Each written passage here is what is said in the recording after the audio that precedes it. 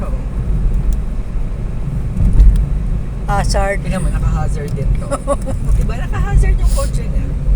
Kaya bigla siyang kumanan, ipatawid ako.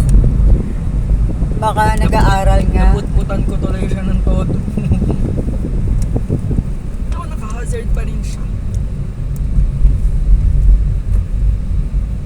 Makatulad natin yan, nag-aaral pa lang. Pero iba yung nag-aaral. Alam mo na dapat yung difference ng hazard. Dati, Baka hindi niya nga napuna. Hanggang ngayon, hindi niya pa rin napupuna naka-hazard siya. Naka-hazard niya. Naiiba siya. Hindi naman masasabi nagbe-brake sa niyan. Hindi mo ma-identify na ano. Naka-hazard siya. Naka-hazard siya.